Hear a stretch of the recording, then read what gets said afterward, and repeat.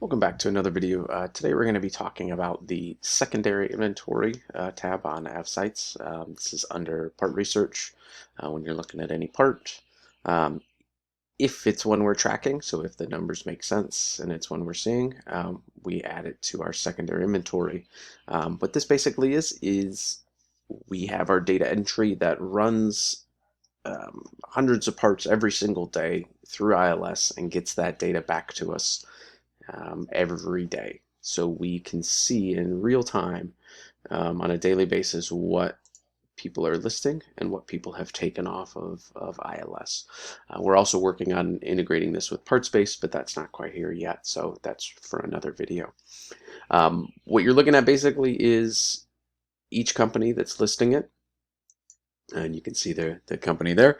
Of course, it's got just their information, their email address, and all the general information about the company and the listing they have on ILS.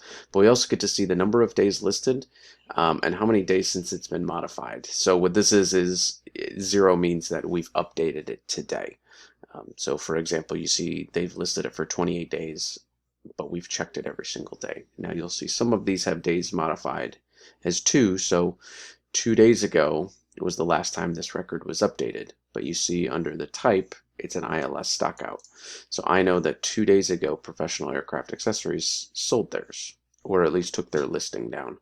So we can see just how long they had it on the shelf, and if they pop up again with it, if they're restocking. And so you get all these updated listings. You use this as a negotiation tool, if I'm talking to KP, but I can ask the question, yeah, but how long have you guys had that thing? Has it been sitting around for a while? Knowing full well that it's been sitting on their shelf for 78 days. But I don't have to tell them that I know that. I also see that it looks like they possibly sold one, but that could be a different condition. Maybe they had it as removed and got it upgraded to overhauled. But that's where that information lives. It's all right here.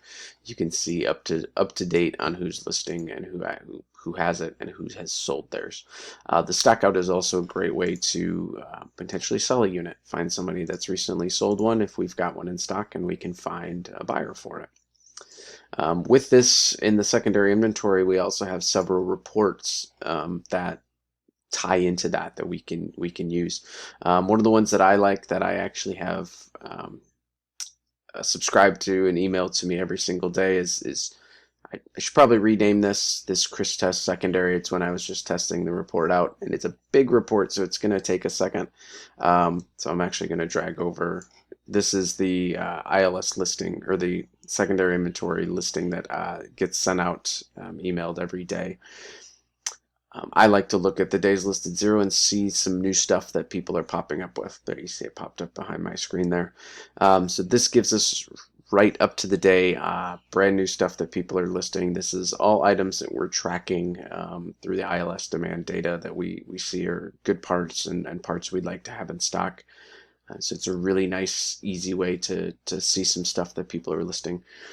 There's lots of things you can do with this. The other thing I like to do is every now and then I'll just drag down and say, okay, let's see the parts that have been around for 30 days, 21 days. These may be people are willing to make a deal on, right? They've had them on the shelf for a little while, so maybe these guys are willing to make a deal on this that they weren't when they first had it, now that it's been sitting around for a little bit. There's a couple other reports that we've got for these as well. We've got the stockout list.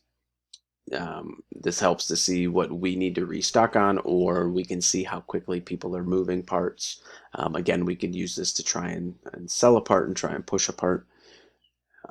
It's just good information to have. It's good updated information.